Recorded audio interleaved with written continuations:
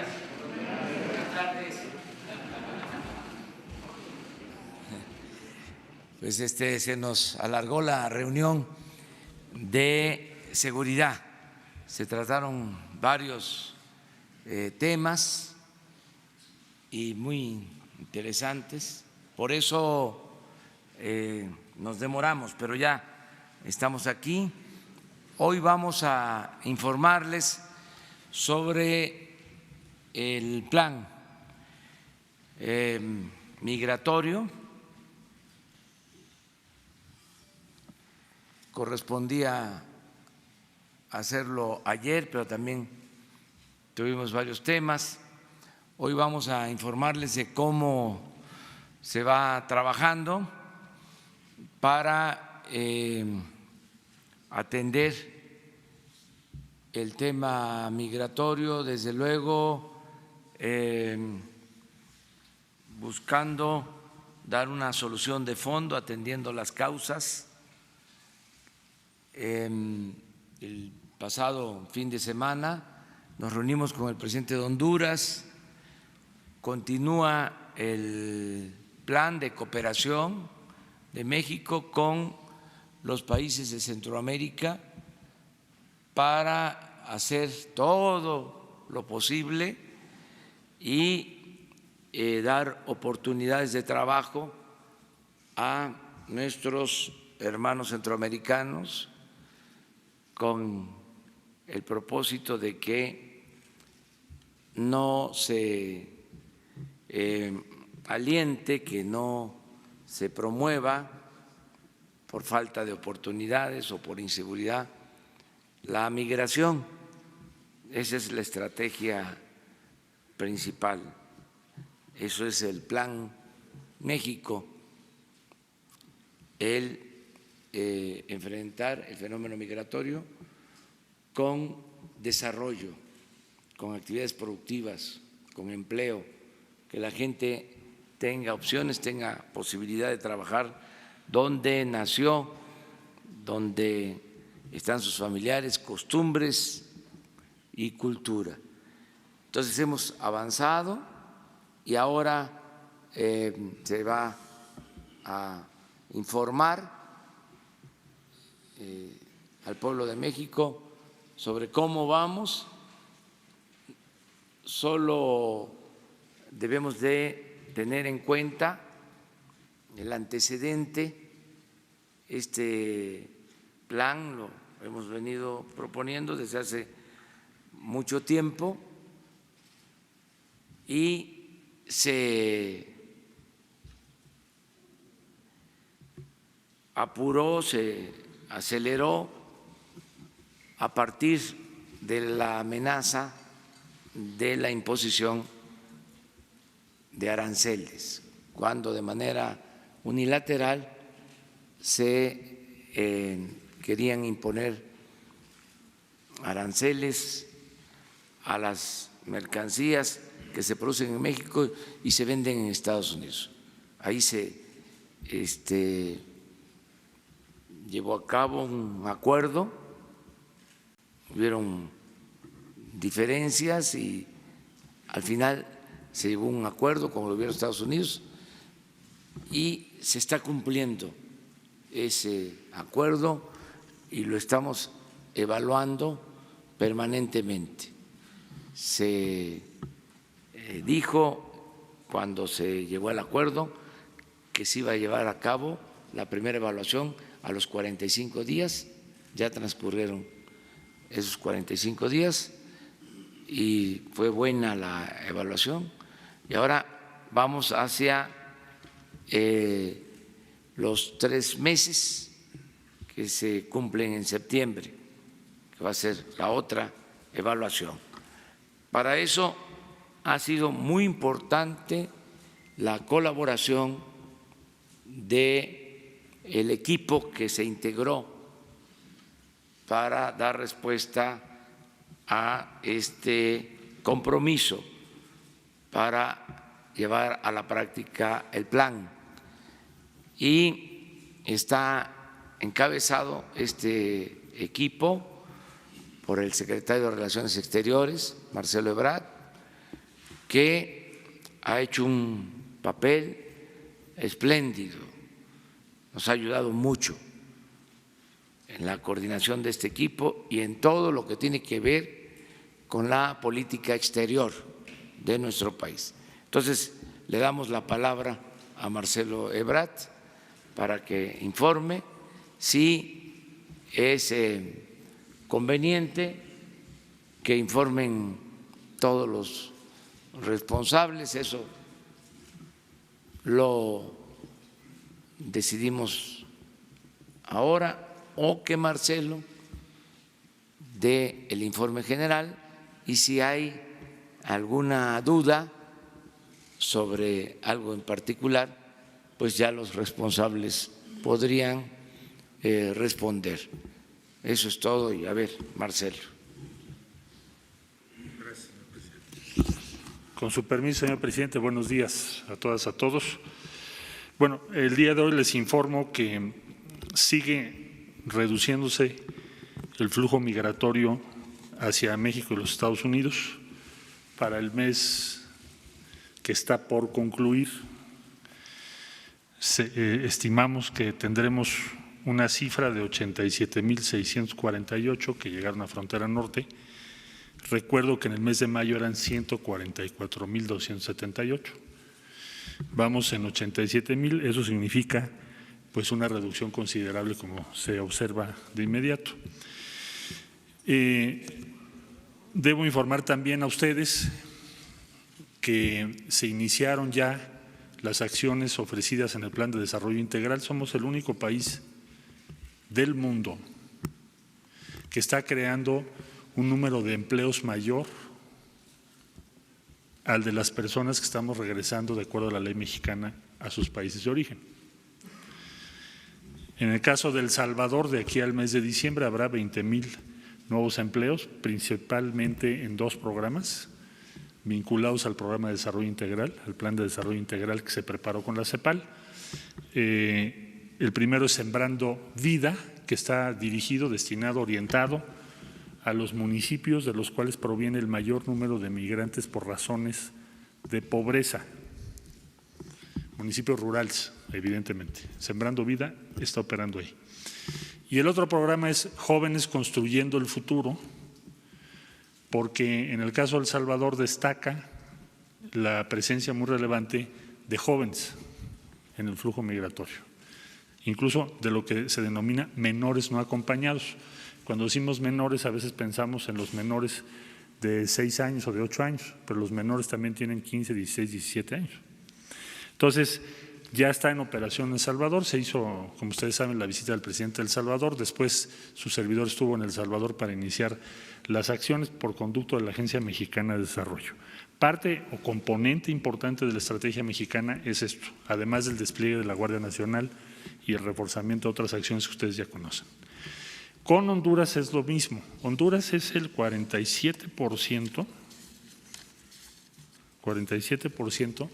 del total de personas que están migrando a través de México hacia Estados Unidos. Es el país que tiene más migración. Casi podríamos decir que parece un éxodo. Y eso se debe a muchas razones que ustedes ya conocen. Principalmente la razón económica, de la que hemos hablado muchas veces. Pero también hay otros factores. Entonces, por eso era es muy importante trabajar en Honduras también.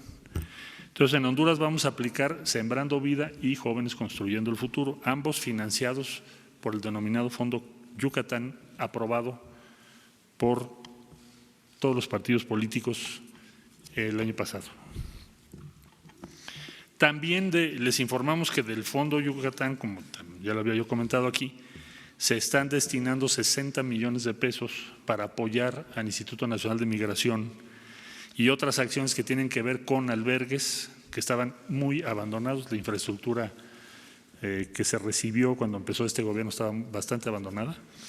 Se están reparando, se están rehaciendo. Hoy nos informó el INAMI que ya concluyó la estación de Acayucan y que están avanzando conforme al programa en el resto de los albergues y estaciones con que cuenta el Instituto Nacional de Migración. Se sostuvo ya también la reunión número 12 del Mecanismo de Coordinación Migratoria. Participan 12 instituciones mexicanas, así como El Salvador, Guatemala, Honduras, Cuba, Haití. Y estamos ya preparando la primera conferencia internacional de países donantes o que serán donantes del Plan de Desarrollo Integral en favor de Sur de México, Guatemala, Honduras y El Salvador. Estimamos que esa conferencia internacional va a ser un espaldarazo, un respaldo global muy significativo para la estrategia que México ha venido promoviendo. ¿Qué es cuál? La que acabo de describir ahora en los últimos minutos. Conforme vayamos avanzando en El Salvador, Honduras y Guatemala, una vez que pase su proceso electoral, que como ustedes saben va a tener lugar el día 11 de agosto, podremos estar ya mostrando los resultados de las estrategias que estamos implementando. Esta estrategia quiere decir lo siguiente: se pueden y se deberían tomar acciones inmediatas por parte de los países que tienen más recursos para crear empleo en las regiones en las que estamos teniendo dificultades, pobreza y otros problemas, y se podría hacer en el corto plazo. Hay quien dice que no se puede en el corto plazo, que eso va a tomar muchos años, que es muy difícil. No es cierto, y lo vamos a demostrar ahora con los programas que acabo de describir. Entonces, debo decir también que el día de hoy nos reportó la Policía Federal que había una familia secuestrada de hondureños en México y ya fue liberada, rescatada por las autoridades. Entonces, al día de hoy no tenemos ninguna familia de los países que acabo de referir en situación de secuestro en México. Y esto se debe a que tenemos una coordinación muy estrecha y el objetivo es proteger a estas personas. Precisamente estaba secuestrada la familia y 3 menores. Fueron rescatados ya por la Policía Federal y los detalles se los podrán dar ellos con todo gusto de los avances logrados. Por lo que hace a la situación o respaldo a los migrantes que están esperando en México a cargo del subsecretario Duarte, están por iniciarse los trabajos en Ciudad Juárez de lo que será un punto de apoyo importante que se denominará Leona Vicario para servicio de las personas que estén esperando en México. Debo decir que ya hay 4,700 personas trabajando en el norte del país. Se les ofreció empleo y están trabajando en México conforme a las leyes mexicanas. Este sería el reporte general y estaríamos a sus órdenes para preguntas. A la izquierda, a mi izquierda. Gracias. Gracias, secretario Arturo Páramo, Grupo Imagen Excelsior. El sábado usted nos comentaba en su discurso allá en Minatitlán, que México estaba haciendo todo esto que usted describe, pero que había países entre los más ricos del mundo y Estados Unidos que no estaban haciendo nada. ¿Se ha tenido contacto con Estados Unidos en lo inmediato y otros países que podrían estar aportando algo, recursos materiales, dinero, a este esfuerzo que se está haciendo y que no lo han hecho y habrá algún tiempo, una temporalidad para que comiencen a participar efectivamente con hechos en este programa que México está encabezando? Sí, con mucho gusto, claro que sí. El día 7 de junio en el statement que dimos a conocer en Washington, si ustedes revisan el punto 4, dice: Estados Unidos y México se comprometen a liderar los esfuerzos para llevar a la realidad el Plan de Desarrollo Integral de Centroamérica. Por lo tanto, esto se lo dije al secretario de Estado ahora que vino a México hace unos días, y nosotros asumimos que ese es un compromiso exigible frente a Estados Unidos. Así como estamos revisando los números del flujo, pues también vamos a revisar los números de cuánto se está invirtiendo. Y vamos a convocar la conferencia internacional en octubre para eso. Vamos a invitar a los Estados Unidos y a otros países del mundo, pero aquí hay una corresponsabilidad de Estados Unidos y de México, y México ya está cumpliendo su parte. Por favor. Secretario Roberto Cruz, de Grupo Impacto.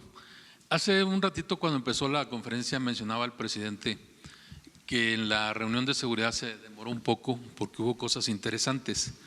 No sé si estuvieron ustedes ahí.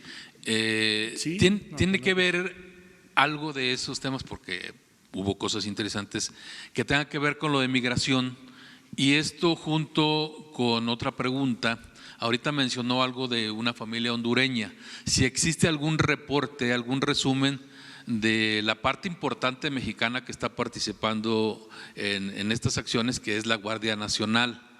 Por ahí desde un principio se hablaba, bueno, pues incluso lo mencionaba Estados Unidos, que cruzaba gente pues que no podía ser bienvenida porque era violenta, porque estaba con delitos, etcétera. Si existe un informe oficial de la Guardia Nacional, además de estas palabras que usted acaba de mencionar. Tengo otra pregunta, pero la dejo para el ratito. Bueno, te respondo esta y la del ratito la vemos mañana o pasado. Yo te diría con mucho gusto que desde luego que hay un reporte de la Guardia Nacional. La Guardia Nacional tiene todos sus operativos desplegados. Estamos moviendo frecuentemente las tácticas que se utilizan, porque pues evidentemente estás frente a un flujo muy importante en donde hay de por medio muchos actores. Entonces la Guardia Nacional sí presentó su reporte y el Instituto Nacional de Migración también.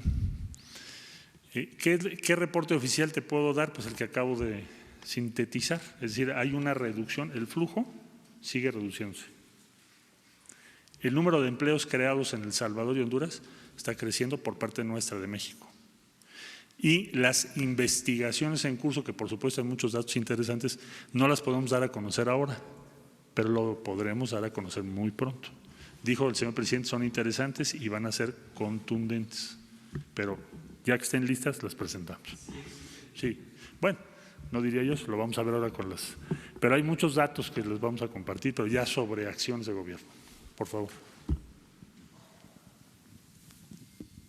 Muy buenos días, canciller. Rafael Herrera, corresponsal de Sin Censura con Vicente Serrano.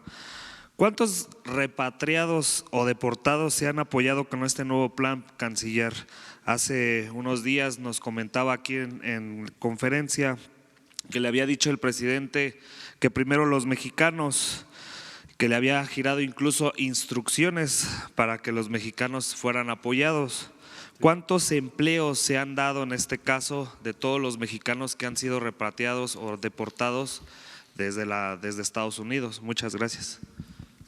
Mira, con los repatriados mexicanos acabamos de poner sobre la mesa que Estados Unidos los mande vía aérea a puntos más cercanos a sus lugares de origen.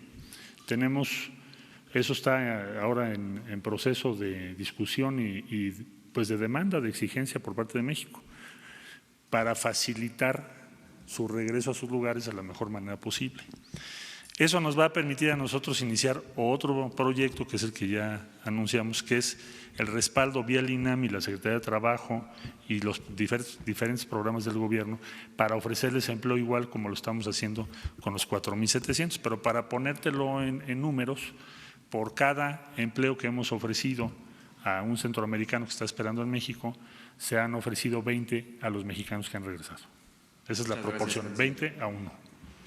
Allá atrás, por favor. Buenos días.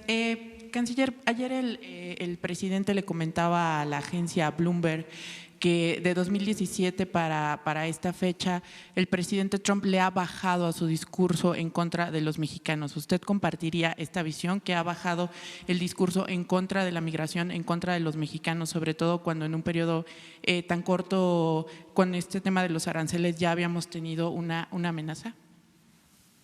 Sí, comparto por lo afirmado por el presidente y habrá que estar atentos en los próximos meses, pero sí lo comparto. Sí, quisiera preguntarle algo rápido nada más. Solo para la migración y las becas que se tienen. Para los migrantes iba a haber becas del programa Benito Juárez.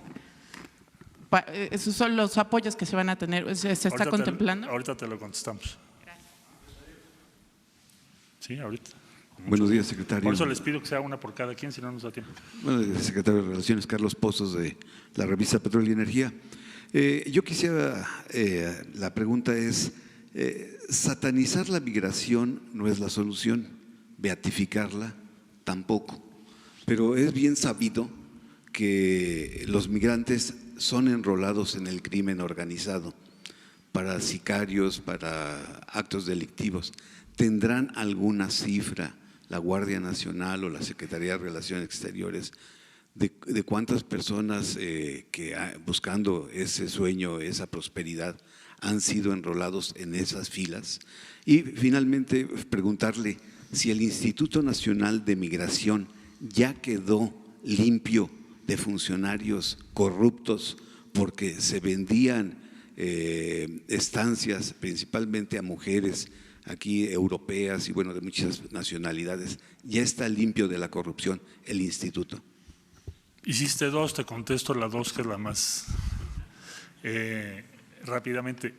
Es lo que está encabezando Francisco Garduño. No podríamos decir que ya terminamos, pero se está haciendo un esfuerzo muy grande y hay avances significativos. Pero ya no nos tardamos mucho en darles información sobre eso más detallada, ¿no? ¿Cuál es la tasa de participación, digamos, de centroamericanos, Guatemala, Honduras, El Salvador, en las detenciones en general en México respecto a delitos que nos preocupen?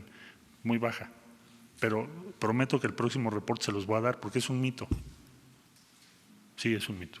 O sea, la proporción de personas migrantes involucradas en actos delictivos, desde luego que sí hay casos, pero proporcionalmente es bajísima.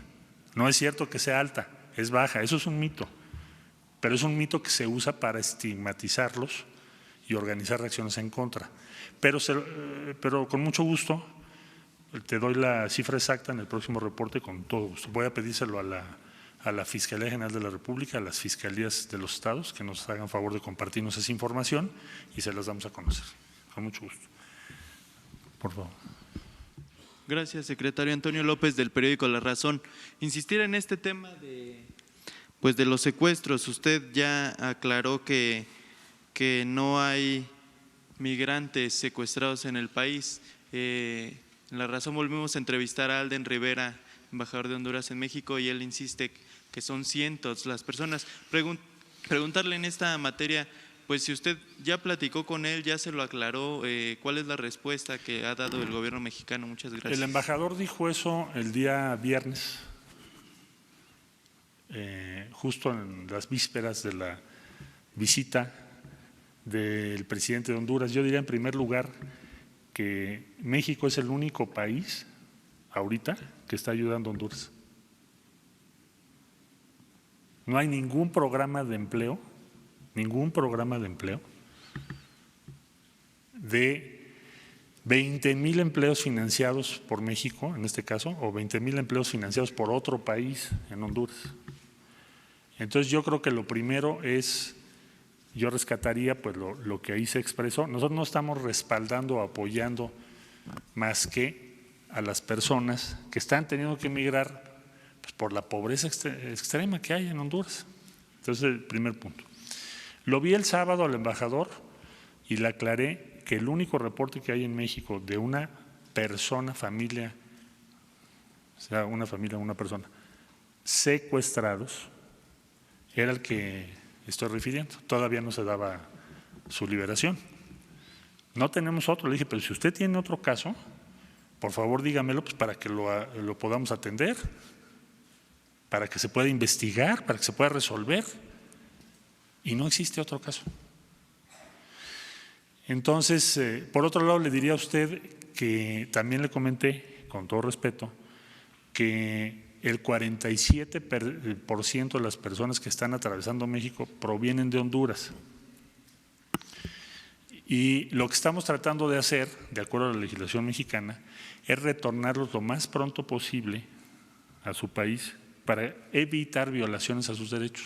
Entre más tiempo están en estaciones y en albergues, y más riesgo hay de que se puedan violar sus derechos. Y la velocidad de eso depende del reconocimiento a cargo del embajador, del origen de las personas. Nosotros no podemos, el INAMI no puede regresar a una persona a un país si no está identificado su origen. Recuerda que la mayor parte de las personas no tienen identificación.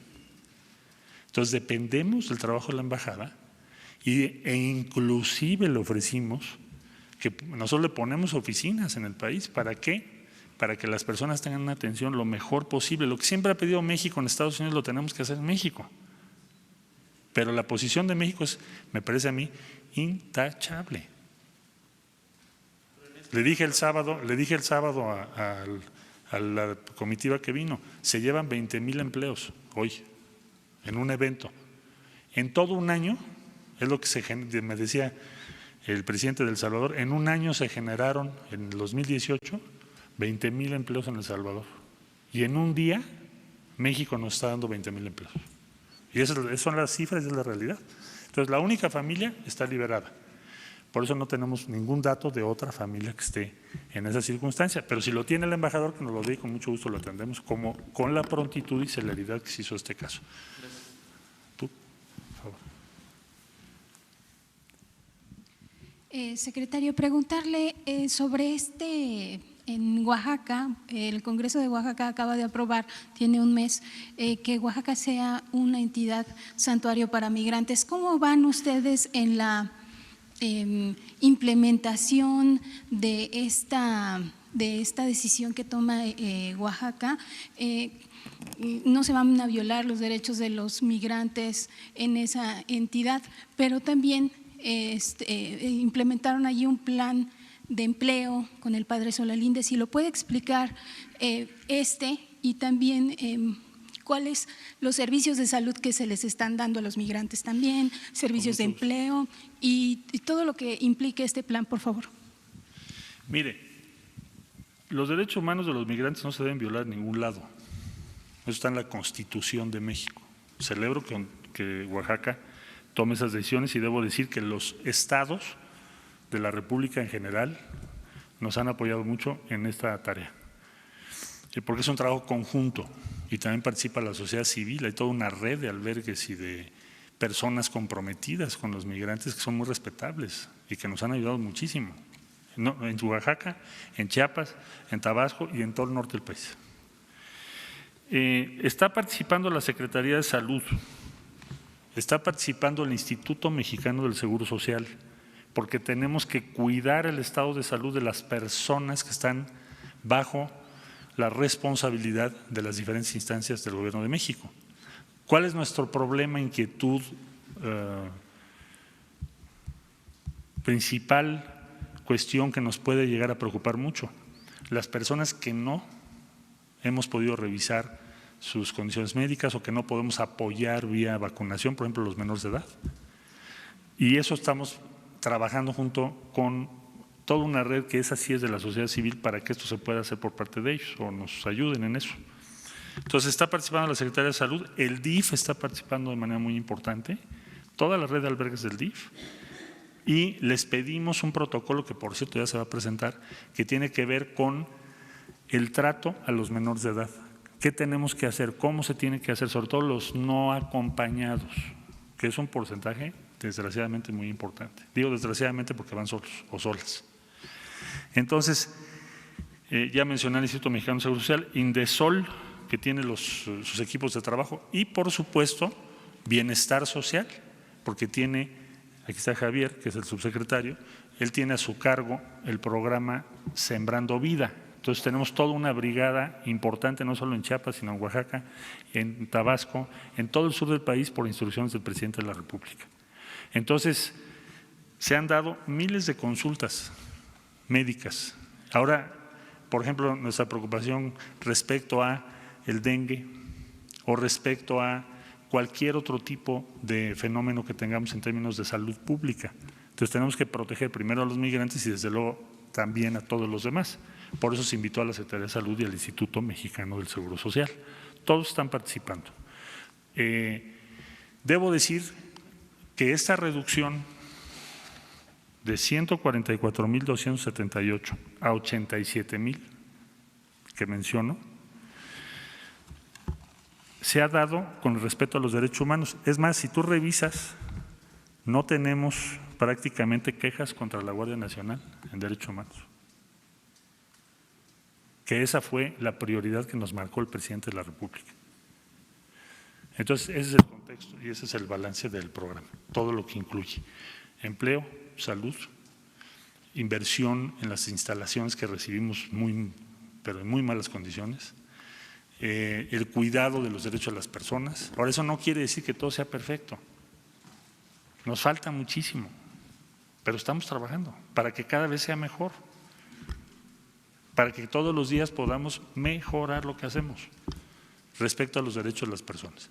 Y al mismo tiempo mostrarle a los países poderosos que si se hiciera una inversión en Honduras, en Salvador, en Guatemala, podría cambiar sustancialmente la situación que estamos viviendo. Pero tienen que hacerlo, es un tema de voluntad, porque dinero tienen. Nosotros vamos a invertir 100 millones de dólares. Si somos proporcionales, a Estados Unidos le tocarían 2,000 millones de dólares. Nada más que con 2,000 millones de dólares crearías, imagínate, multiplícalo por 20, 1,200,000 empleos tal vez. Estaríamos creando un número increíble. Muchas gracias. ¿Ahí atrás? Gracias, canciller Stephen Ochoa de N40. Han pasado ya 45 días, más de 45 días desde que se implementó este plan. Estados Unidos todavía no lo firma. ¿Esperarían que antes de que se realice esta conferencia de donantes esté firmado este plan por Estados Unidos para garantizar este monto que dice? Bueno, el plan, más que firmarlo, cada país ha asentado en lo que llamamos una declaración pública su respaldo al plan, y Estados Unidos lo hizo el día 7 de junio. Y con mucho gusto yo les comparto el párrafo que es el punto 4. ¿Y por qué insisto mucho en ese párrafo? Porque nos costó mucho trabajo que estuviera. Y sí es parte del statement. El punto 1 es despliegue de la Guardia Nacional, que ya cumplimos. El punto 2, que tengamos migrantes esperando en México sus audiencias en Estados Unidos, que ya lo cumplimos. El punto 4 es el plan de desarrollo integral en Centroamérica, y México ya lo cumplió. Nada más nos falta Guatemala, que tiene elecciones el 11 de agosto. Y ahí dice, ahí Estados Unidos lo puso, pues ese statement nos compromete a las dos partes, no nada más a México. Y ahí dice en el punto 4 que Estados Unidos se compromete a liderar junto con México la aplicación del Plan de Desarrollo Integral para Centroamérica preparado por la CEPAL, así lo dice. Entonces, para nosotros ya es un compromiso público de Estados Unidos, porque así se acordó. Así está establecido, así está escrito. Y México ha cumplido lo que se comprometió a hacer. Entonces nosotros también le vamos a decir a Estados Unidos, tú tienes que cumplir lo que tú dijiste que ibas a hacer. Porque el 1 y el 2 nos tocan a nosotros y el 4 te toca a ti. Gracias. Por favor. Señor, Mark Stevenson, de la agencia de noticias AP. Desde Nuevo Laredo siguen votando literalmente migrantes regresados bajo el programa MPP, los suben a un camión y los botan en Monterrey, o sea, sin más ni más. Como están construyendo un centro de atención en Ciudad Juárez, no es necesario o no sería necesario construirlo en toda la frontera donde están regresando migrantes.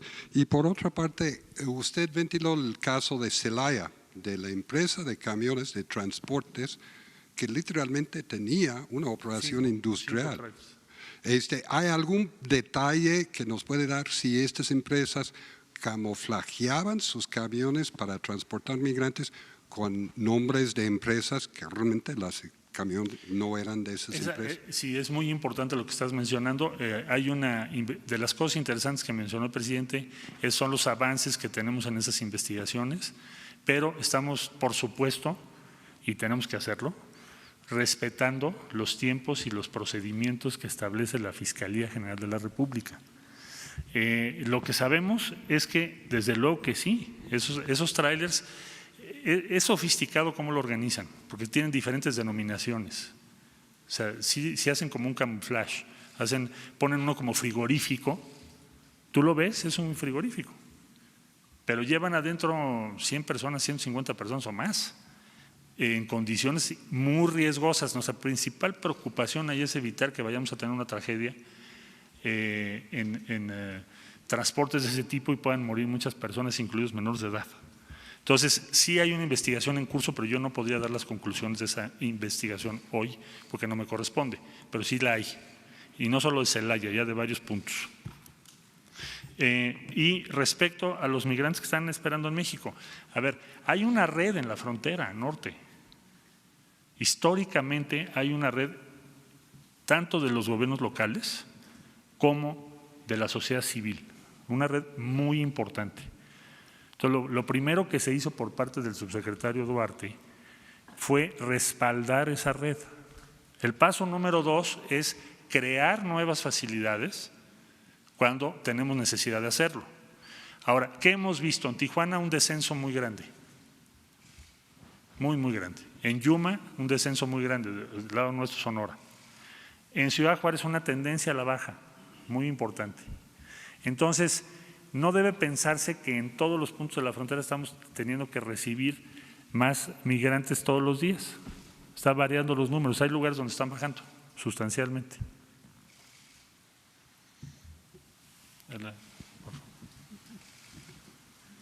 Buenos días, secretario. Jacqueline López de El CEO.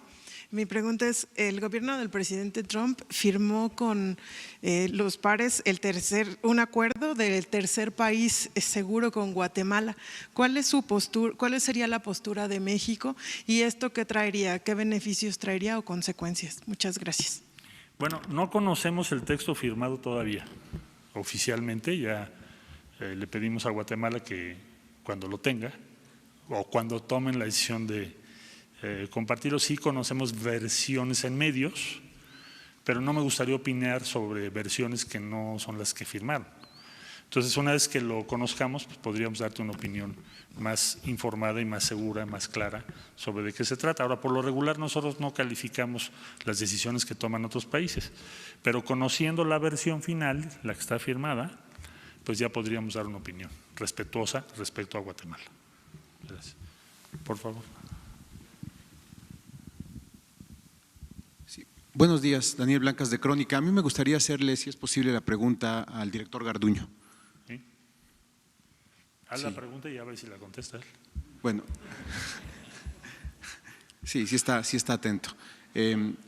La pregunta es, usted, bueno, sabemos que entró a medio camino a la institución, pero sí me gustaría conocer, al menos, tenemos poco tiempo en la conferencia, pero al menos cuál es el diagnóstico que tiene de su equipo de trabajo. ¿Cuántos agentes de migración están actualmente operando? ¿Cuántos son nuevos? Es decir, ¿cuántos fueron dados de baja? Y si hay denuncias presentadas contra algunos de los elementos, algunos de los agentes, para por corruptelas o por anomalías que hayan cometido o fechorías que hayan cometido durante su gestión. Por favor.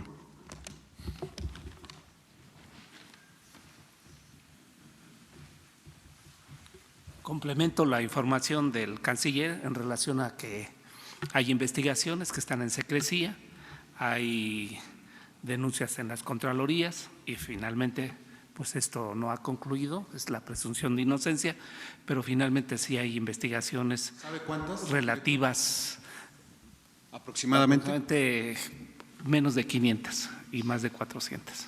Entre 400 y 500 denuncias contra elementos. Y luego el instituto pues es una carrera profesional, hay que respetar a los trabajadores que lo están haciendo bien, que se han sumado al proyecto de esta transformación y bueno, pues castigar a los malos elementos que finalmente puede haber y que tendremos que seguir combatiendo porque es uno de los ejes fundamentales que es combate a la corrupción. Se tendrá que estabilizar el instituto con transparencia, con reconocimiento a la carrera profesional y pues castigar a los malosos, como decimos. ¿Cuántos elementos hay actualmente? ¿Cuántos agentes hay? Hay 5.400 empleados en el Instituto Nacional de Migración, hay 1.500 agentes federales de migración y se han sumado de algunas otras áreas para reforzar estas tareas del control seguro, ordenado en la frontera sur. ¿Cuántos son nuevos elementos en esta, digamos, nueva era? Hubo una convocatoria y en esa convocatoria son 80 los que se han dado de alta y sigue abierta la convocatoria a fin de que sea pública, de que esté transparente y que vayan incorporándose los aspirantes que así lo deseen y pasar las pruebas y el control de confianza. Bueno, muchas gracias porque tenemos poco tiempo. Otra oportunidad habrá. Gracias. Dos más, allá atrás. Buenos días. Quisiera saber sobre el programa Jóvenes Construyendo el Futuro, cómo se va a aplicar, sobre todo en Honduras, si solo se va por decir, a exportar el modelo y las autoridades de este país la van a aterrizar, o si va a haber colaboración desde las autoridades mexicanas y también de las empresas mexicanas. Gracias. Vamos a trabajar, porque son las reglas de operación, por conducto de la Agencia Mexicana de Cooperación y Desarrollo. No hacemos transferencias a los gobiernos, sino se hacen las transferencias bancarias directo a los beneficiarios, siguiendo la misma pauta que tenemos aquí en México. La Embajada de México en Honduras tiene la responsabilidad, David Jiménez, de coordinar los trabajos para esto. Es un reto, nunca habíamos hecho un programa para 20,000 personas en otro país, es la primera vez que México va a hacer eso, pero lo hacemos entusiasmados y con gusto porque sabemos que vamos a tener un impacto en esas comunidades. México hizo un diagnóstico en la que participaron 90 investigadores mexicanos de muy diversas instituciones para determinar de dónde vienen los migrantes que pasan por México, qué promedio de edad tienen, qué género, cuál es su perfil y muchos de sus aspiraciones. Entonces, la base de nuestro trabajo es ese diagnóstico que nos lleva a municipios muy específicos y a zonas muy específicas. Por ejemplo, en Honduras, el número 1 es Tegucigalpa, número 2 es San Pedro Sula. Entonces sabemos, ya si te vas al número 3, 4, 5, 6, 7, 8, te vas a la zona rural. Muchas de esa zona o alguna parte de esa zona es zona cafetalera, donde tienen ahora un problema con la caída de los precios del petróleo, del café y lo que está sucediendo con el cambio climático en Centroamérica. Pero en fin, lo vamos a tu pregunta, lo vamos a ejercer vía la Agencia Mexicana de Cooperación y Desarrollo y las transferencias de recursos son directas para los beneficiarios y van a participar empresas tanto mexicanas como de Honduras en este programa, en el caso de Honduras, también en El Salvador. ¿Perdón? Sí, el mismo monto, es igual que en México, es lo mismo. Allá atrás, por favor.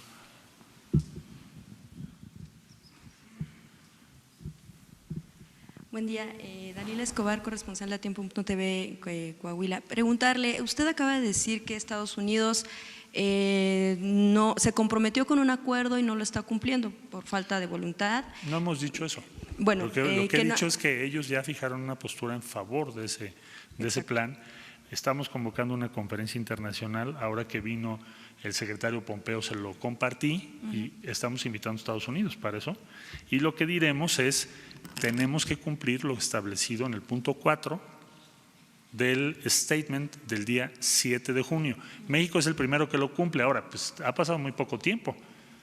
Se nos ha dicho incluso que ha sorprendido que México en tan corto tiempo esté aplicando esta acción. Bueno, pues porque queremos con eso mostrar que también es urgente apoyar a Centroamérica. Así como es urgente que bajen los números, también es importante que haya un apoyo inmediato en esos países y en el sur de México también. Pero justo, bueno, usted decía que se necesita voluntad para cumplir con este tipo de acuerdos. Y precisamente preguntarle, entonces, ¿es suficiente con que solamente se le baje al discurso antimigrante en Estados Unidos? Gracias. Pues lo que nosotros quisiéramos y vamos a luchar por ello, para eso la diplomacia es de persuadir. La diplomacia es un instrumento de la política y sirve primordialmente para promover tu punto de vista, promover tus legítimos intereses y persuadir a otros. Ese es el objetivo de la diplomacia. Entonces, entendemos que tenemos visiones diferentes, pero podemos persuadir o podemos avanzar en una dirección. Y para eso es la política, para eso es la diplomacia. Y pienso que es un gran avance que Estados Unidos haya asumido ese compromiso. Inclusive hace poco, como ustedes recordarán, vino el director de la OPEC, bueno, uno de los altos directivos, para anunciar y firmar las primeras cartas de intención de inversión en el sur de México, que son en total alrededor de $800 millones. Entonces, vamos avanzando y pues no es sencillo. Pues no es sencillo porque tenemos ideas distintas, pero vamos avanzando, ya se asumió ese compromiso. Y ahora México está poniendo el ejemplo. Ahí están van a ser en total 60,000 empleos allá. Entonces, sí nos da una autoridad política para decir, bueno, ¿y ustedes cuándo empiezan? Ya no nada más es una idea, ¿no? Sí, por favor.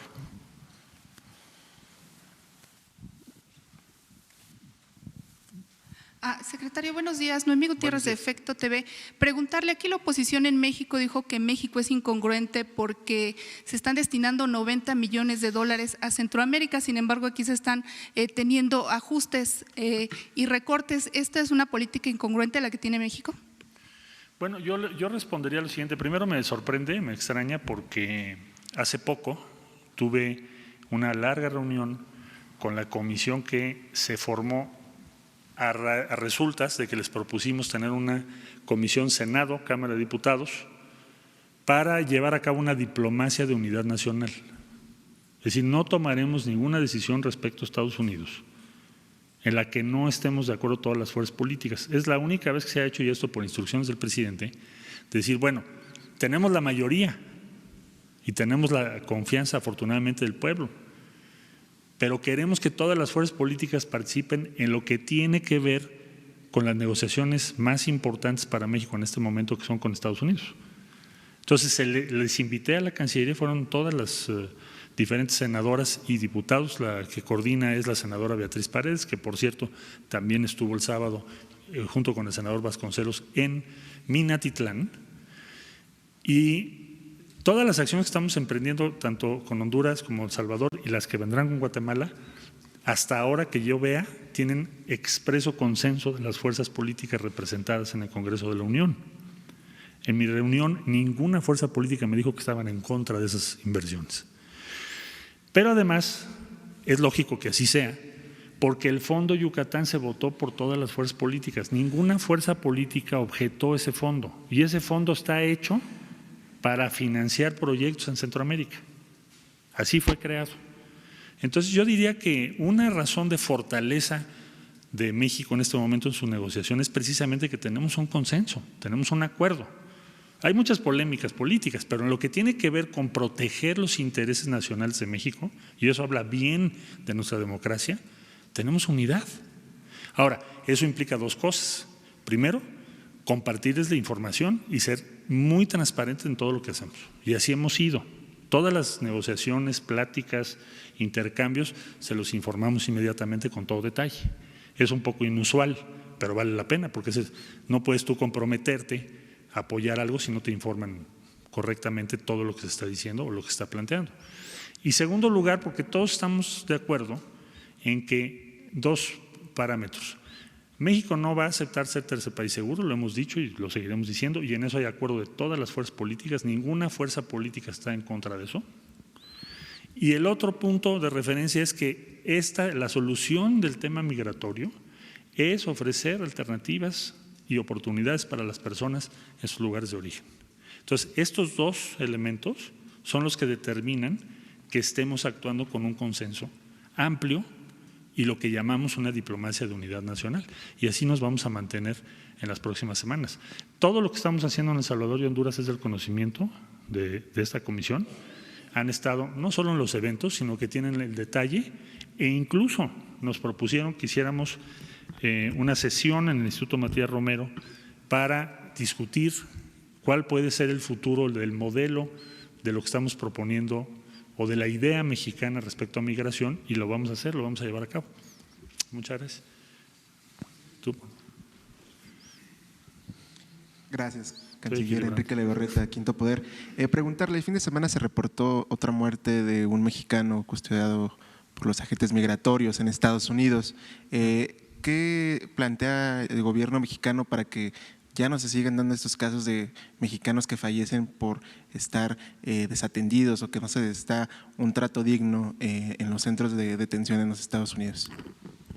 México tiene, como sabes, la infraestructura consular más importante en Estados Unidos en este momento. Nosotros hacemos y estamos presentes vía los consulados, alrededor del 80% de los casos estamos presentes. Desde luego que ahora necesitamos canalizar más apoyos a los consulados, es lo que estamos tratando de hacer, para responder a las necesidades que tienen nuestros connacionales en Estados Unidos.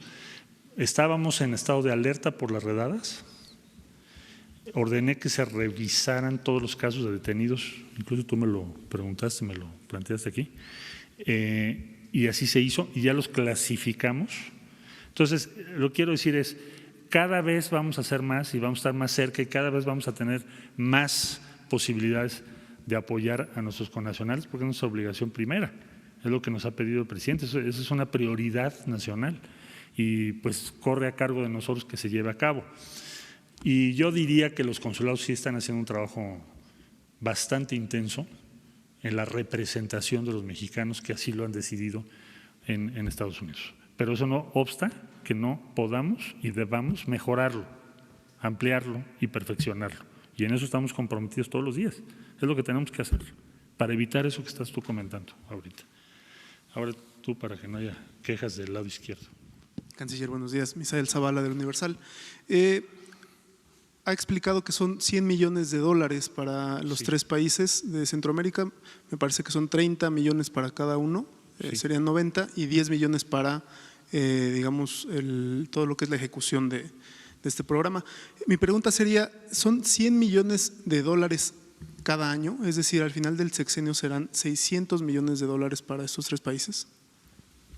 Puede haber variaciones en ese monto porque depende de la autorización que nos dé el Congreso de la Unión cada año, pero yo supondría que el diseño de este fondo y inclusive lo que guardamos para el año entrante, estamos utilizando la mitad del fondo y tenemos reservas para mantener el 2020 con el mismo ritmo, incluso más allá, llegaríamos hasta 2021, pero supongo que el Congreso sí nos apoyará para mantener ese rubro y ese monto a lo largo de todo el sexenio. Sí, por favor. Señor presidente, señor canciller, Jaime Hernández de Bajo Palabra. La Guardia Nacional parece no haber sido entrenada en la legislación migratoria, por ejemplo. El caso de la Casa del Migrante de Saltillo, donde se intentó el 25 de julio detener a migrantes en contra de la ley de migración, de acuerdo con el artículo 76. ¿Cuál es la estrategia a seguir para apoyar a estos albergues y entrenar a la Guardia Nacional? Bueno, le haría yo una precisión, hasta donde tenemos información, no hubo ningún ingreso para detener a nadie, eso no es así, vamos a aclararlo. Y la Guardia Nacional no ha cometido hasta este momento ningún acto que haya conducido a un problema respecto a derechos humanos de personas. No tenemos ninguna referencia. Es más, yo voy a ver al presidente de la Comisión Nacional de Derechos Humanos mañana porque me interesa tener eso muy claro. Entonces sí hay quejas, pero no respecto a la Guardia Nacional. Entonces, ahora, ¿quién tiene que llevar a cabo la acción directa cuando tienes que hablar con un migrante y pedirle sus documentos? Pues el INAMI, el Instituto Nacional de Migración. ¿Qué hace la Guardia Nacional? La Guardia Nacional tiene que respaldar al INAMI, pero no lo puedes sustituir salvo que haya un delito flagrante en ese momento, esté pasando algo muy grave. Pero si no es así, es el INAMI el que lo está haciendo. Tuvimos conocimiento de ese caso por vía de las redes sociales y lo revisamos, pero nadie entró a ese albergue y no se trata de entrar a los albergues. No es la política del gobierno mexicano hacer eso. Ni fue la Guardia. Policía Estatal y Sedena, pero no la Guardia Nacional. Bueno, por favor. Gracias, canciller. Para insistirle sobre este tema del traslado que se está haciendo de migrantes que son regresados a México y que los suben en autobuses, por ejemplo, en lugares como Nuevo Laredo, los trasladan a Monterrey con el argumento de que hay inseguridad en la zona de Tamaulipas y llegando, por ejemplo, a Monterrey, los sueltan y prácticamente los botan porque no son instalados en ningún albergue y están abandonados a su suerte en las calles. ¿Qué ocurre con este caso? Bueno, es que no. Primero, Estados Unidos no puede soltar a nadie en territorio mexicano. Eso lo hace la autoridad mexicana, no Estados Unidos. Nosotros jamás aceptaríamos que Estados Unidos haga eso en nuestro territorio, para precisar, aclarar. El INAMI sí lo hace, sí los mueve, porque en Tamaulipas tenemos una cierta capacidad en albergues y no vas a poner a todos los migrantes en albergues. Esa es una idea equivocada. Hay muchos migrantes esperando su resolución de asilo que no están en albergues. Bueno, hay cubanos en hoteles, por ejemplo. Hay otros que ya rentaron vivienda. Es decir, no pretendemos que el 100% de los albergues, de los migrantes, los pongamos en albergues. No es la idea mexicana. Es decir, sabemos que vas a tener que esperar en México, pero ¿a quién le estás ofreciendo albergue? Pues al que lo necesita. Típicamente, por ejemplo, a familias, pues hay que apoyarlos. O a quien te lo solicita, pero no te lo están solicitando todos. Yo diría que más de la mitad no te lo solicitan, no quieren estar en albergues. Lo que sí les importa mucho es que haya posibilidades de trabajo. Por eso, Horacio nos informó hoy en la mañana, son 4,700 los que ya tienen trabajo en este momento. ¿Te acuerdas que el último reporte andábamos en 370? O sea, creció más de 10 veces. Entonces, y vamos a seguir en esa misma línea de trabajo. El número de personas que nos están regresando varía por cada punto. En Tamaulipas es más alto, porque llega más gente a Tamaulipas. Pero si te vas a Tijuana, no llegan a 30 al día. ¿A qué deberíamos de llegar? Pues a números cada vez menores, para que no tengan todo. Imagínate tú, ya cruzaron su país, ya cruzaron México, ya llegaron a Estados Unidos, luego tienen que esperar aquí no sé cuánto tiempo que les den una audiencia. Entonces, se les da el apoyo, pero no debe pensarse. El caso de Monterrey, por ejemplo, que dices que están en las calles, no lo creo que estén masivamente en las calles, pero te ofrezco que lo puedo revisar, pero no puede ser simplemente porque los números no dan. No estamos nosotros poniendo gente en la calle, es decir, traer el INAMI y dejarlos en la calle así nada más que yo sepa, no está haciendo eso. Pero te ofrezco, y está aquí el director del INAMI, que lo revisemos con mucho gusto. Ahí atrás y si les parece, tomamos esa y otra. Gracias, canciller. A sus órdenes. Nancy Rodríguez, de Oro Sólido. Canciller, seguramente usted junto con el presidente han analizado profundamente que en estos países, al igual que en México, el cáncer ha sido la corrupción, pero allá están peor que aquí, canciller. Hay una oligarquía entre familias no más de 20, entre 10, 20, en El Salvador, en Guatemala, en Honduras. Pero ustedes no podrán intervenir como aquí en México en cuanto a sus políticas anticorrupción del señor presidente o de austeridad. ¿Qué plan tienen en este sentido? ¿Qué han dialogado? ¿Qué han analizado ustedes en relación a este tema, que es de fondo?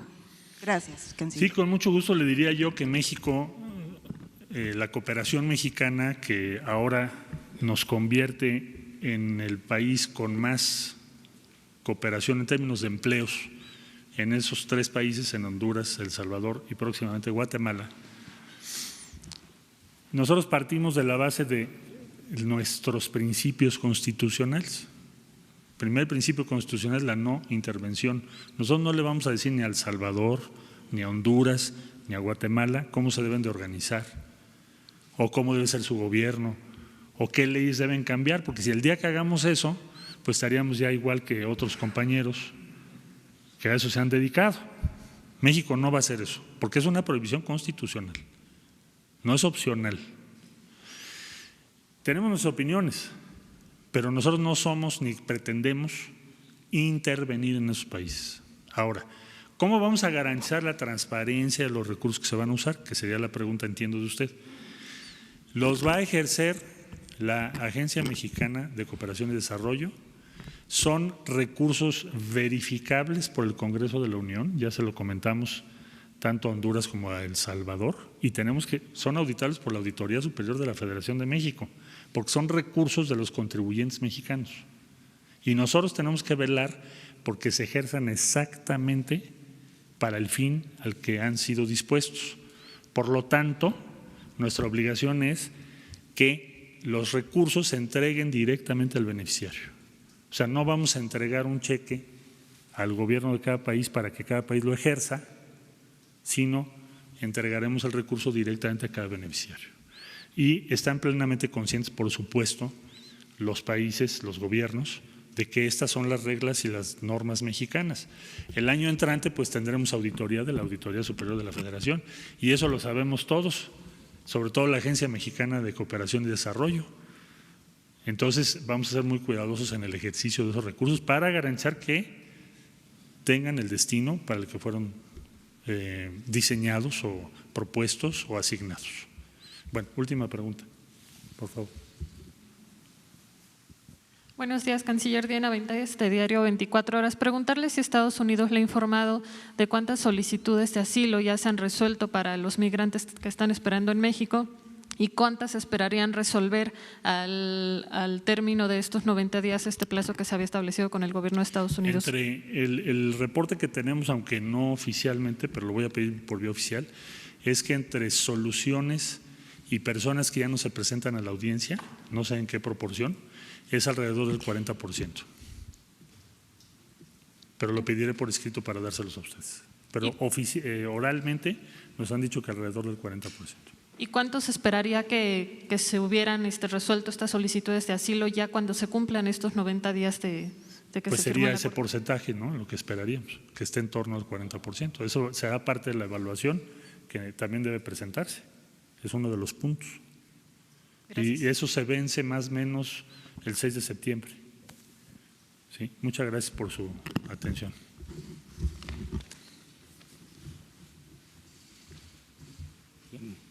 No se vayan, quédense aquí. Bueno, ya es muy amplio el informe, también buenas preguntas y bien contestadas.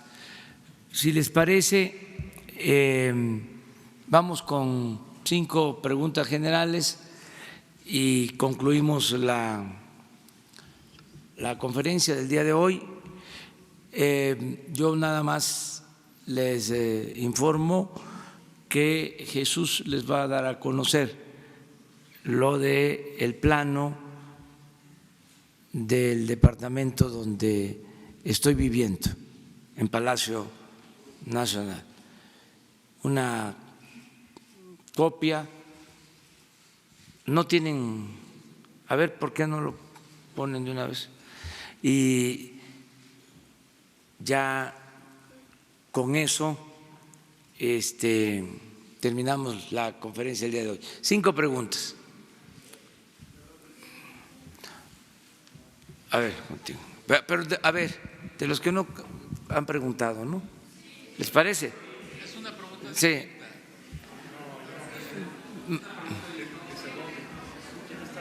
Bueno, vámonos ya estás ahí. Pero sí los 4 restantes nuevos. Va. A ver, presidente, es un tema que se trató hace algunos días, que provocó suspicacia y es un tema interesante. Hubo un tema que sacó a luz el compañero Olvera, el tema, repito, es interesante, sobre que existen grupos, partidos, PRI, PAN, PRD, Verde, Movimiento Ciudadano, medios de comunicación y empresarios que, según dijo él, fraguan un golpe de Estado. Digo que el tema es fuerte e importante porque, como lo hemos visto en otros países, eso lo realizan los militares descontentos, no la sociedad civil, y ya hay mucha gente preocupada y platicando sobre el tema, en redes sociales principalmente. Mi pregunta, usted ya dio su opinión, pero mi pregunta es si usted tiene ya algún comentario del secretario de la Defensa o de la Marina o del secretario de Seguridad Federal sobre este rumor que dicen que existe, o si acaso usted citaría a alguno de ellos a la mañanera para despejar dudas o de plano, pues que la ciudadanía comience a guarecerse. No, al contrario, estar tranquilos, estamos bien y de buenas. Ayer lo dije en una entrevista a una agencia especializada en economía, la agencia Bloomberg. Estamos muy bien, la gente está muy contenta con el cambio, hay felicidad en nuestro pueblo. No puedo repetir aquí lo que me expresan, pero también en las redes sociales. Un actor bueno, no porque simpatice, sino porque es un buen actor, la verdad. Acaba de expresar, declaró de que no se le quita todavía la felicidad de haber votado por la transformación. Entonces, la gente está contenta con el cambio.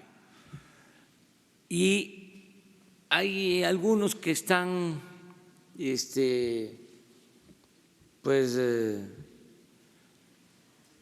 aturdidos, confundidos, ¿no?, fuera de quicio, pero ya se van serenando. La verdad, no hay ningún asomo de inestabilidad política. La oposición actúa con responsabilidad, no va más allá de los cuestionamientos, pero eso es consustancial a la democracia, el que haya críticas, el que se cuestione al gobierno, pero no ha pasado a mayores. Hay una situación de mucha alegría en el pueblo. ¿Se acuerdan cuando hablaban del mal humor, ¿no?, de que había un mal humor social, alguna expresión así? Ahora no. La gente está muy contenta. Y yo lo constato en mis giras, porque no solo voy a los actos que se organizan para hacer evaluaciones del gobierno, pues me paro al comer en fondas, a los baños, en las gasolinerías, paso por todos los pueblos, me saludan, les da gusto que yo ande recorriendo el país. Muy pocas expresiones, les diría nada de rechazo. Entonces, hay desde luego oposición, pero no irresponsable. Existe desde luego el conservadurismo, siempre lo hemos dicho, que históricamente ha existido ese pensamiento, como el pensamiento liberal, y hay oposición, pero no pasa a mayores. Y también inconformidad y protestas, porque se están llevando a cabo cambios. No es poca cosa, hasta rechina poco. Deberían de haber más protestas, porque se está desmontando un régimen corrupto, se está desmantelando un régimen corrupto de arriba hacia abajo. Entonces, no hay problemas mayores. Además, no solo son los intereses creados o quienes medraban con el gobierno haciendo jugosos negocios al amparo del poder público, sino también el pensamiento. Imagínense lo que fue el adoctrinamiento de 36 años de política neoliberal para decirlo, no lo voy a decir, iba a decirlo coloquialmente, pero sí tuvo una influencia.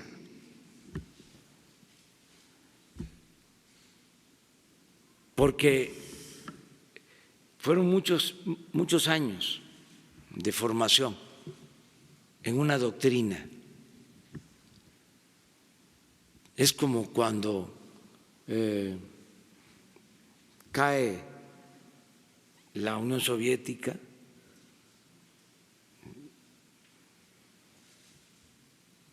se cae un régimen, imagínense quienes se formaron en ese pensamiento. Es muy fuerte la readaptación. Es lo mismo. Un economista, ayer le dije en la entrevista al director de Bloomberg algo que creo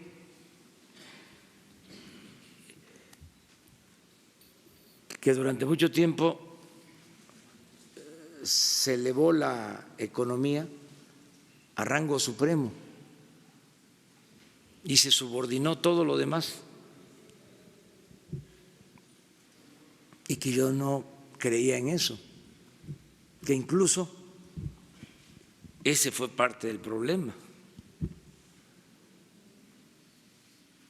Es muy importante la atención de los asuntos públicos como para encomendárselos a los economistas.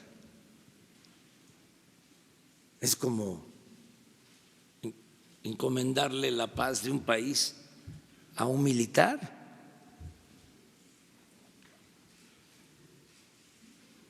No es posible. Entonces, ahora es distinto.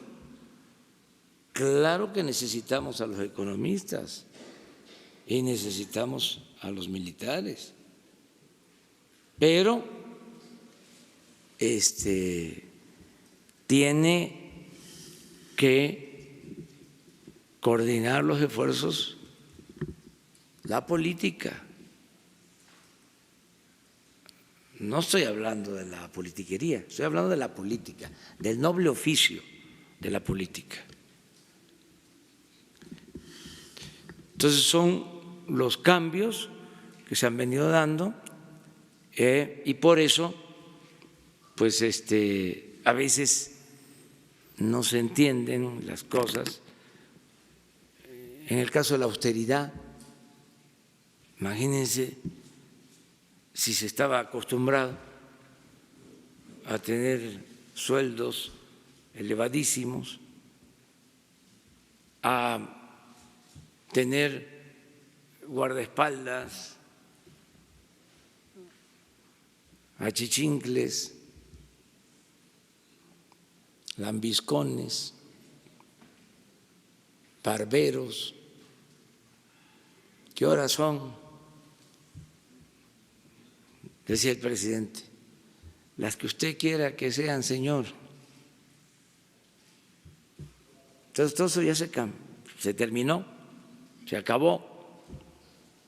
Entonces, pero a pesar de los cambios, ahora sí hay las protestas, las quejas, que ¿por qué ayudamos a los centroamericanos? Eso tiene mucho que ver con el conservadurismo, y no solo en México, en el mundo. Y toma fuerza agarrar esas banderas, la xenofobia. Hay un continente en donde ha avanzado mucho el conservadurismo por eso, por tomar esas banderas. Nosotros no vamos a permitirlo. Eso no tiene que ver con nuestra idiosincrasia. El pueblo de México siempre ha sido un pueblo muy solidario, fraterno. Que dicen, a ver, ¿cuánto le están entregando a los hondureños, a los salvadoreños? Voy a dar un dato. Hablamos de Honduras, de 20,000 empleos en Jóvenes Construyendo el Futuro, que es lo que informó aquí Marcelo. ¿Saben cuántos jóvenes están trabajando en México en el programa Jóvenes Construyendo el Futuro? Hoy, 900,000.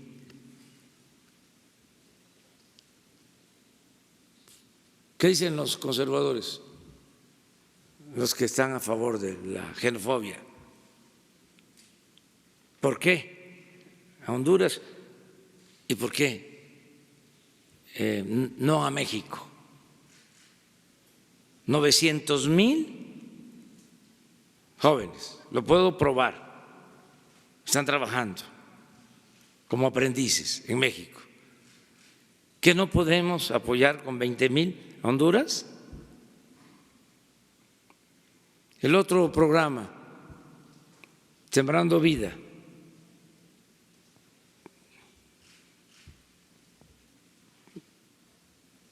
¿cuántos compromisos hay en cuanto a Sembrando Vida, Marcelo? Salvador, 20,000. Y están trabajando, Sembrando Vida, en México, 226,000. 226,000 hoy y 20,000 Sembrando Vida en El Salvador. O sea, no somos candil de la calle y oscuridad de la casa.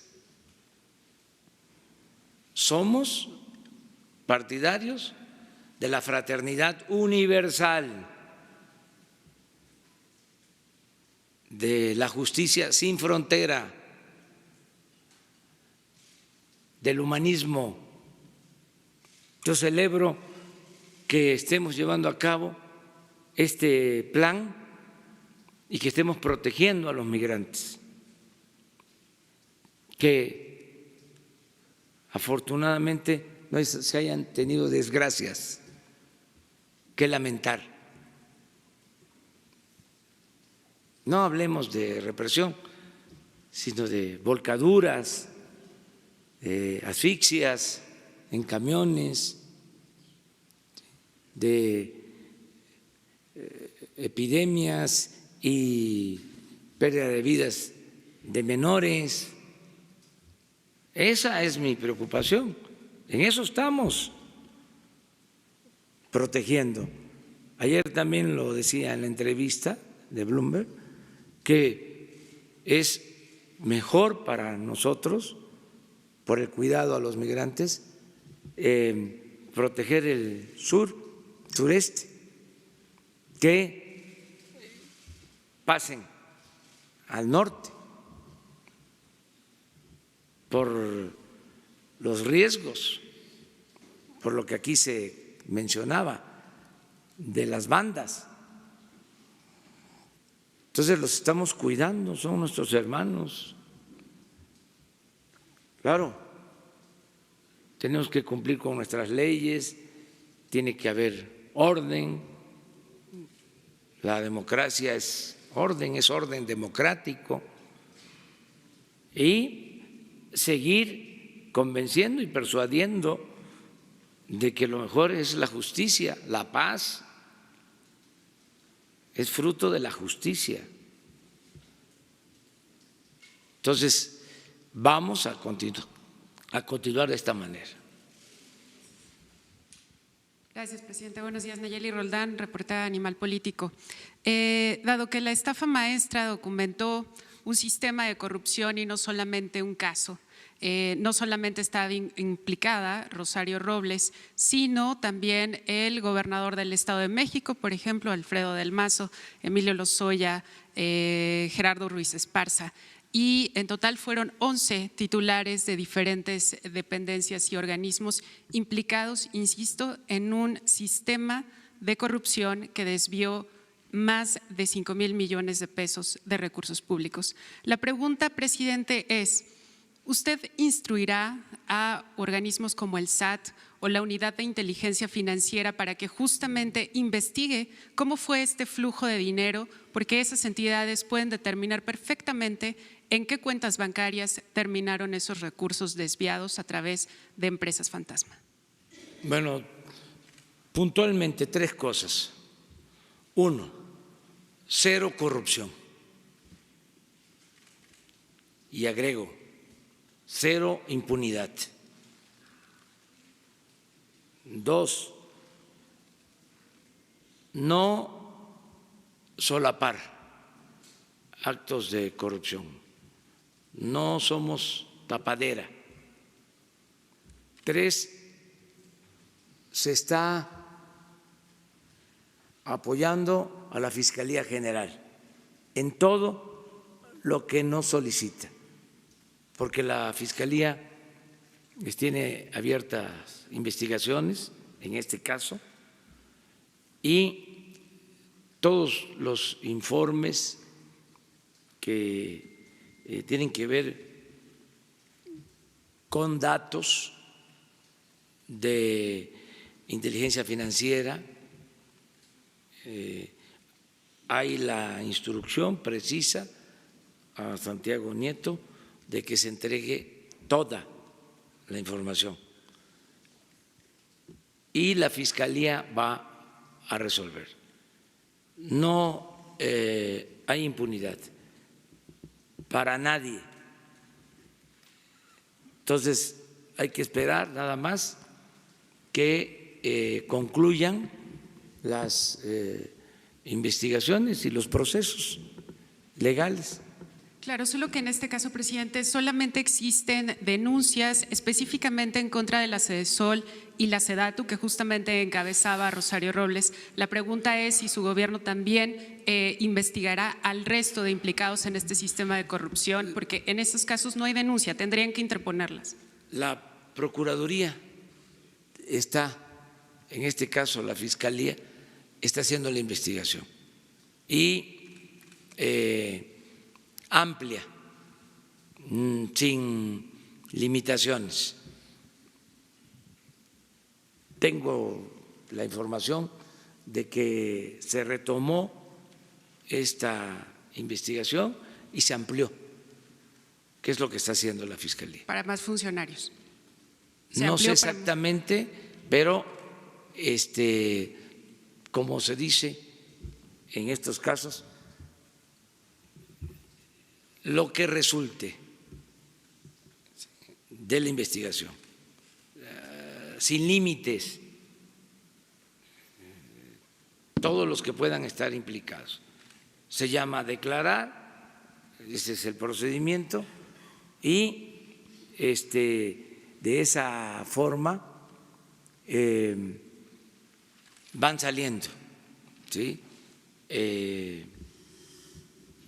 Hipótesis y se siguen las investigaciones para que haya justicia y se tome en cuenta a todos los implicados, que no haya protección para nadie. Pero eso corresponde a la Fiscalía y nosotros aportar toda la información que nos soliciten sobre esto.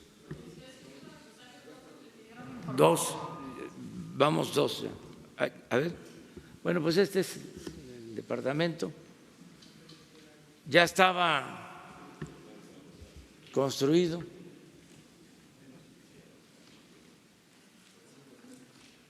Alrededor de 300 metros. ¿Cuánto? Sí. Lo rojo son 2 habitaciones y un estudio.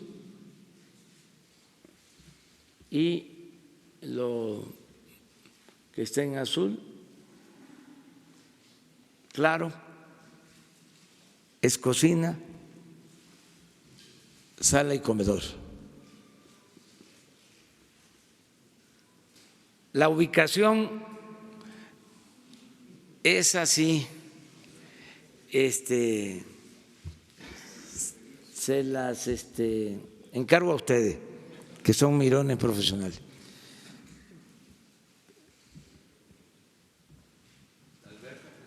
No hay.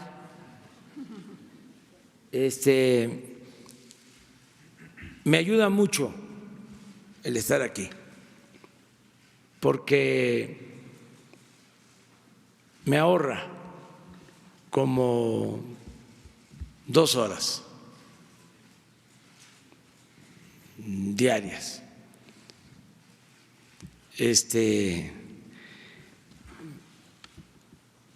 No tiene nada que ver con la parte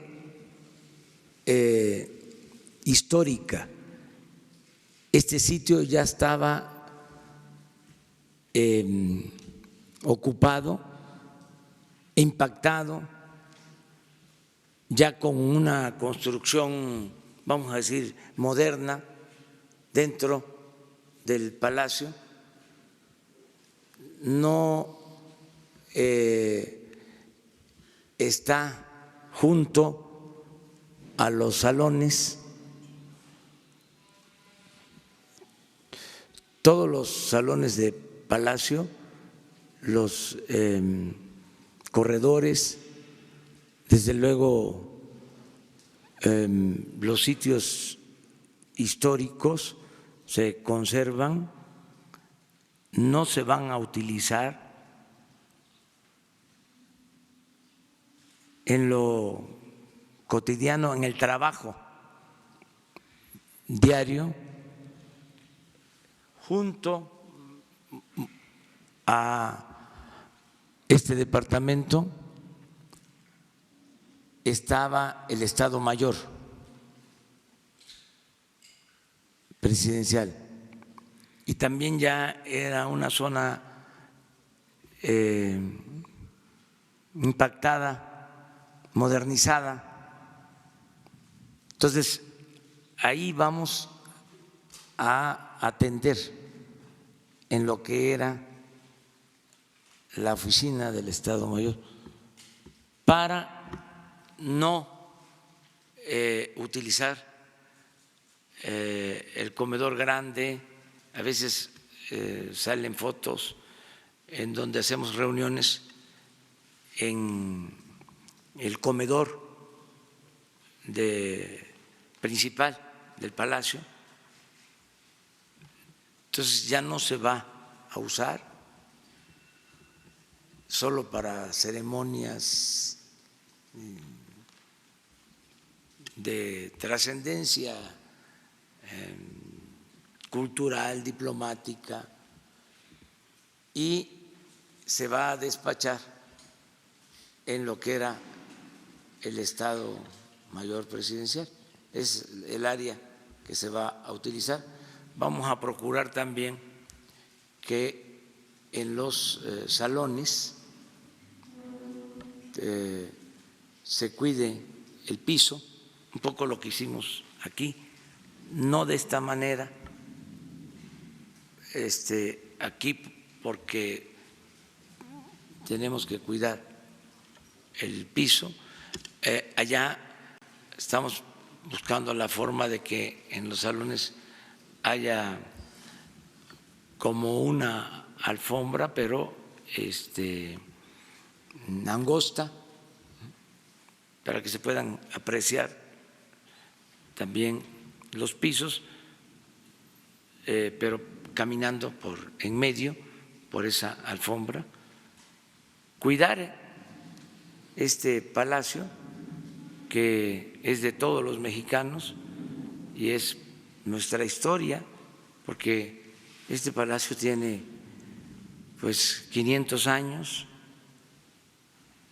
y si tomamos en cuenta que se construyó encima de las pirámides, de los centros ceremoniales de Tenochtitlán, pues tiene todavía mucho más. Y es la historia de nuestro país. Desde la colonia, el siglo XIX y el siglo XX, estaba no ocupado, prácticamente no se despachaba aquí, todo era en Los Pinos. Ahora pues aquí se atiende todo lo público. Muy bien. Gracias, señor presidente. Buen día. Alejandro Lelo, de la Red Grupo Cantón. Preguntarle, presidente, sobre la ley que se acaba de aprobar ayer en Tabasco. Hay dos versiones, dos visiones sobre esta ley. Una que termina con los chantajes que ha habido durante muchos años a empresarios, al mismo gobierno, a la CFE, a Pemex, para no dejarla trabajar, para que no haya obras. Por otro lado, también hay quienes la ven como la ley Garrote, que va a impedir manifestaciones y demás. Porque, por ejemplo, extorsión a empresas aumenta la pena de 10 a 20 años de prisión. Ese es el rango de la pena. Impedir por cualquier medio la ejecución de trabajos u obras privadas o públicas, de 6 a 13 años de prisión. Impedir el acceso a maquinarias para la ejecución de obras, de 6 a 13 años de prisión. Y el cierre de calles, carreteras y avenidas, pena de 5 años de prisión. ¿Cuál es su postura, señor presidente, ya que se aprobó esta ley? Ayer comentó algo, pero ya sobre la aprobación de esta ley y con las penas, ¿cuál es su postura? Pues yo pienso que se estaba abusando, habían extorsiones, corrupción, y era necesario poner orden.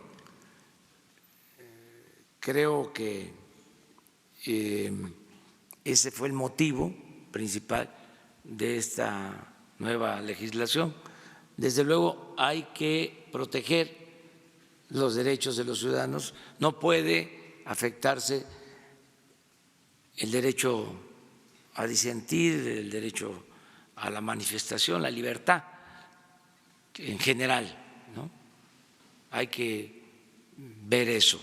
Pero yo tengo el informe de que no se afectan derechos humanos y no se limitan las libertades de los ciudadanos. Ese es el informe que tengo.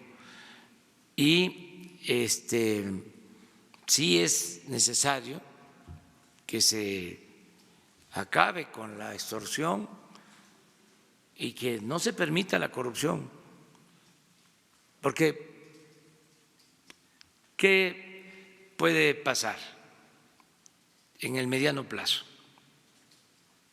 De que limpiemos arriba, yo estoy hablando aquí, ya lo dije una vez y lo repito ahora, de que no hay corrupción tolerada,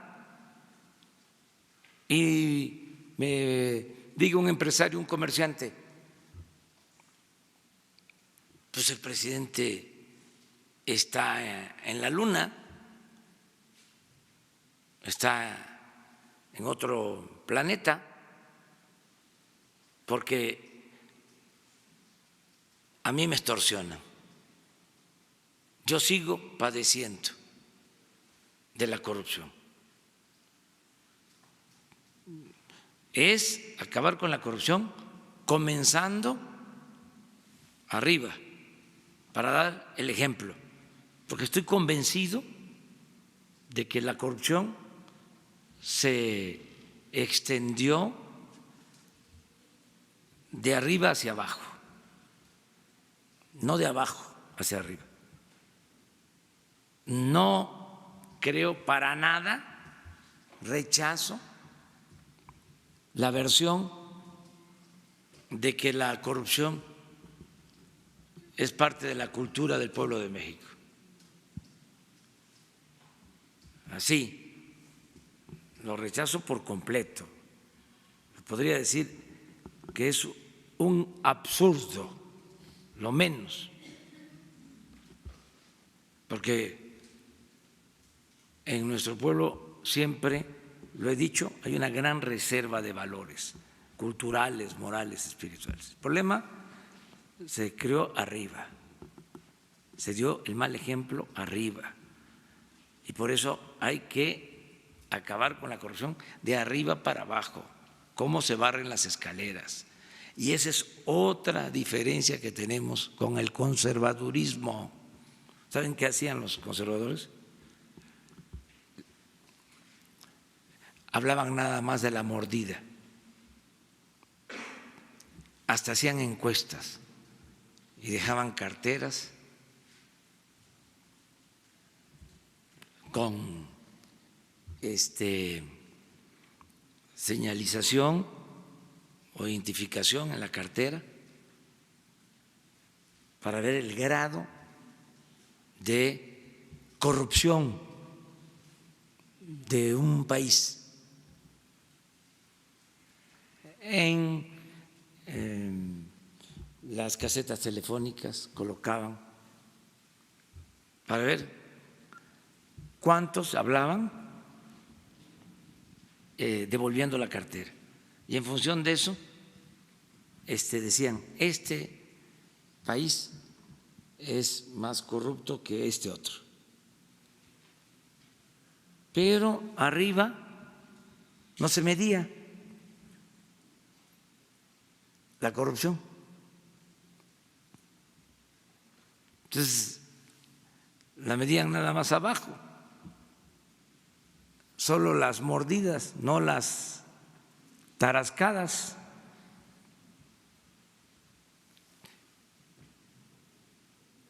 Y lo cierto es que la corrupción mayor es la que se da arriba.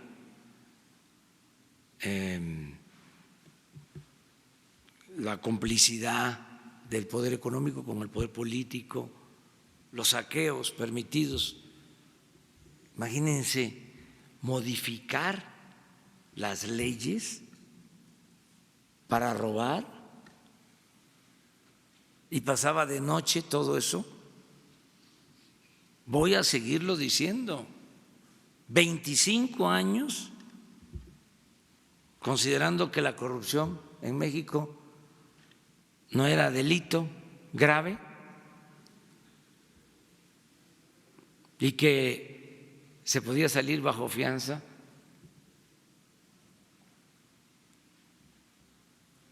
Pues así era. Entonces, ahora tiene que cambiar todo, todos aportarnos bien, empezando arriba. Por eso tenemos que ser todavía más enérgicos con los de arriba, para dar el ejemplo arriba.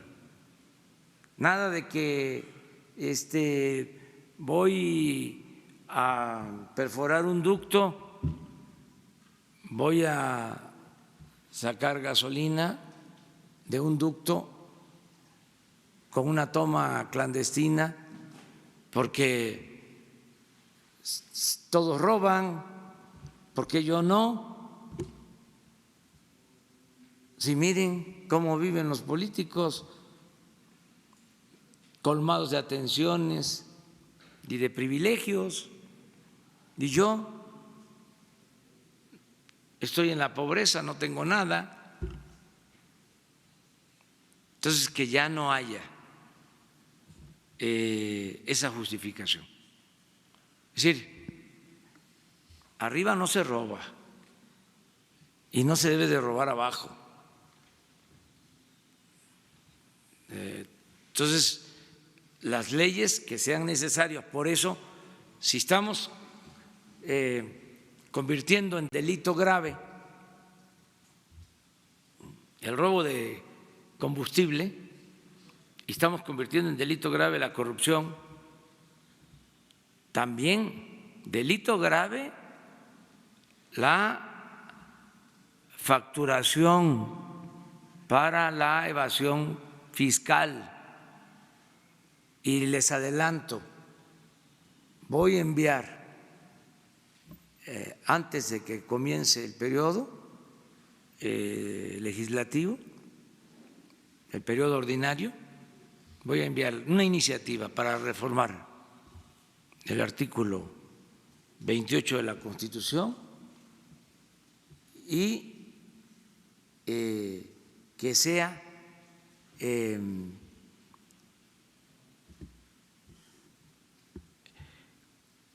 quitado el derecho a la condonación de impuestos, que se elimine de la Constitución. Mejor dicho, que quede establecido que está prohibido el que se condonen impuestos, para que se acaben los abusos que se cometían también en este sentido. Gracias. Rápido, ¿ya no me va a dar la segunda? Mañana. Okay, gracias. Ya contigo terminamos. Ya llevamos 6, ¿eh? No, como 3, ¿no? Buenos días, señor presidente. Buenos días a todos. Buenos días a todos y a todas. Silvia Diaram, de Intelectua, Canal Alternativo. Señor presidente, en el rubro de la salud tengo 4 preguntas. Bueno, dejémosla en 3 y la cuarta de pilón. Una, ¿podría ser que la odontología llegara a todo el sector de la población a través del sistema de salud de bienestar? Odontología hace muchísima falta en todos los sectores de la población, sobre todo en los más pobres. 2, la población entre 30 y 67 años que son discapacitados tienen muchísima duda si van a entrar al programa de ayuda. Es gente que tiene que comprar aparatos ortopédicos, son carísimos, no hay descuentos, tiene que comprar desde cremas especiales, medicinas especiales y muchas cosas. Y hay mucha gente que necesita verdaderamente la ayuda. 3, hay modo de que exista un programa especial para transporte en referente a los discapacitados. ¿Por qué me refiero a esto? Porque hay personas que no se pueden trasladar en servicio urbano, necesitan taxi, los taxis no dan descuentos. Los autobuses foráneos sí, algunos dan descuentos, pero no todos. Y las líneas aéreas, pues bueno, ni hablemos de ellas porque en su vida han hecho un descuento para discapacitados. Y el pilón, podría haber modo de que se pasaran los cintillos con todo lo que usted dice, con todo lo que los secretarios y los directores dicen y con todas las preguntas de los periodistas y de toda la gente que participamos aquí, porque existe mucha gente que no lee el sistema de señas y se quedan en blanco y quieren participar y quieren ser activos en todas las conferencias y no pueden. Eso es todo, señor presidente. Gracias. Pues vamos a lo último. En los actos ya se hace. Sí, pero las conferencias no. Bueno. No se hace. Solamente el sistema de señas, y cuando es en YouTube, entonces sí, pero en… Lo vemos. Sí, en la televisión no hay cintillos. No hay. No, véanlo, chéquenlo, que lo chequen, sí, por favor. Lo vemos. Que lo chequen. Lo vemos. Ajá. Lo del transporte, pues sería un programa especial, se puede revisar. Lo de ampliar la edad, estamos empezando por niñas y niños discapacitados pobres, que significan 1 millón. Es el compromiso que tenemos.